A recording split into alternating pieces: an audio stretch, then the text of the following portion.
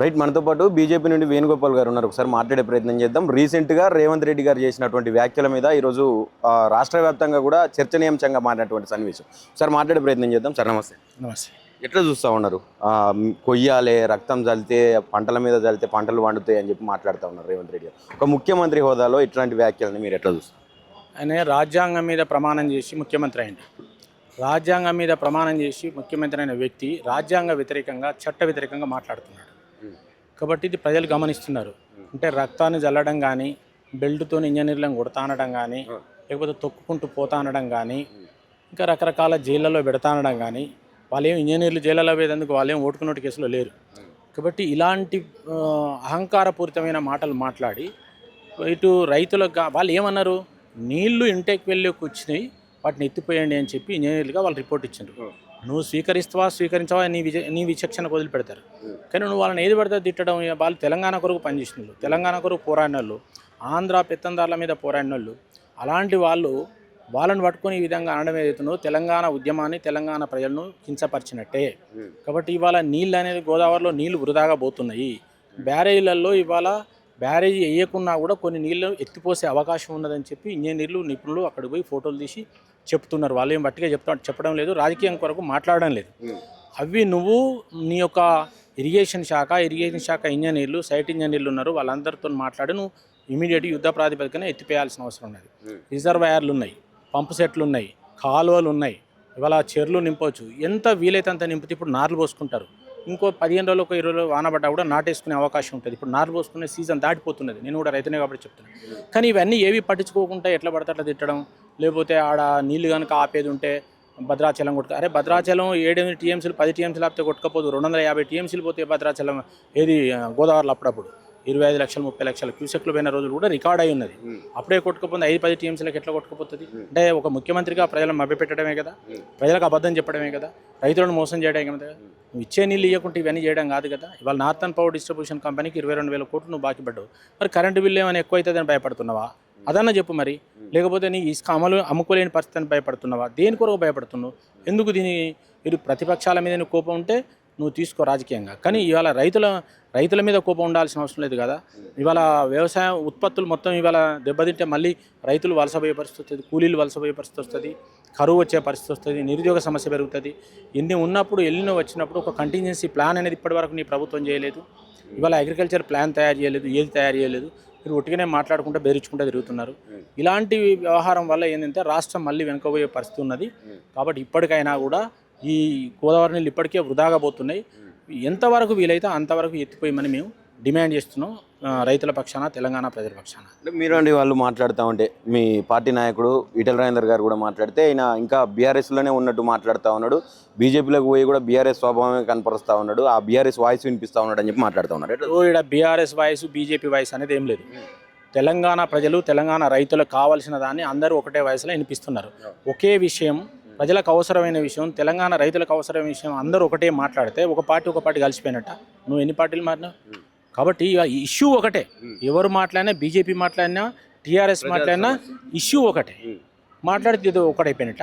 కాబట్టి ఇది రాజకీయ దివాలా కోరుతాను. ఈ విధంగా మాట్లాడేందంటే రాజకీయంగా వాళ్ళను వీక్ చేసే ప్రయత్నం చేయడమే తప్ప అంతకన్నా మీకు లేవుండదు.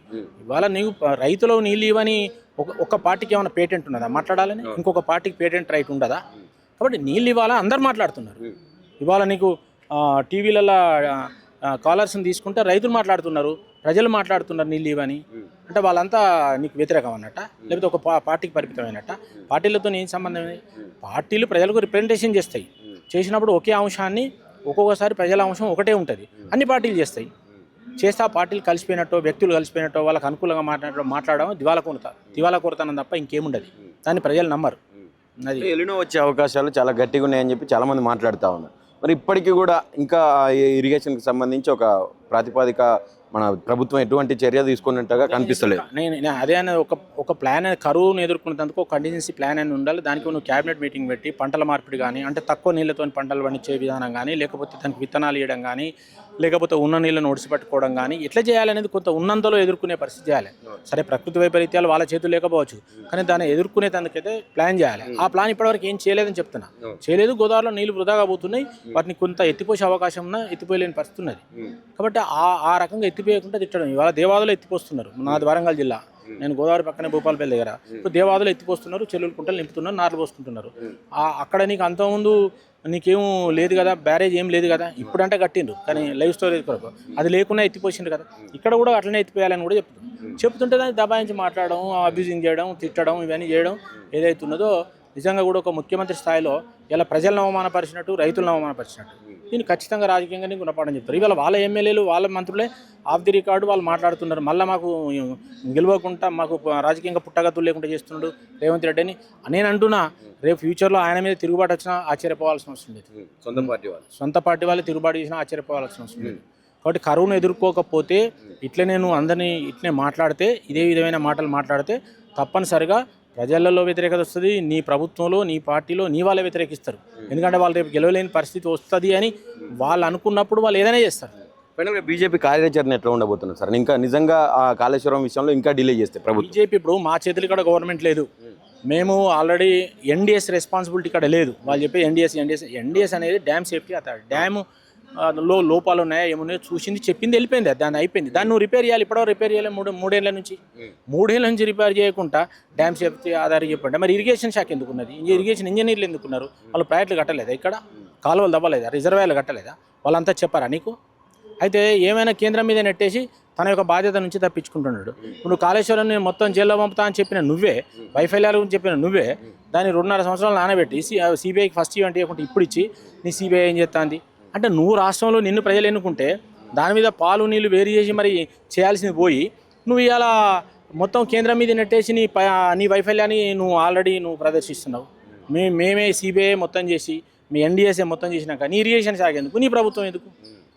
వ్యవసాయం అనేది రాష్ట్రం పరిధిలో ఉంది, ఇరిగేషన్ అనేది రాష్ట్రం పరిధిలో ఉంది.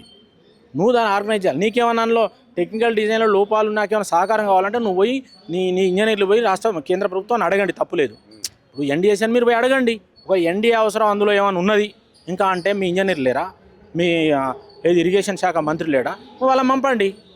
వాళ్ళు ఢిల్లీకి పోయి వాళ్ళని కలిసి మాట్లాడి ఎత్తిపోయినా వద్దాను అని మీరే పోండి. ప్రతిపక్షాలు ఎవరు మాట్లాడితే వాళ్ళు మీరే పోయి తీసుకురాపోండి అంటే మేము తీసుకొచ్చినాక నువ్వు రిజైన్ చేయి, మరి నువ్వు కుర్చీ దిగు, మేము తీసుకొచ్చేస్తాం. మేము ఎందుకు చేయాలి? నీకు బాధ్యత లేదా? ముఖ్యమంత్రిగా కూర్చొని నీకు బాధ్యత లేదా?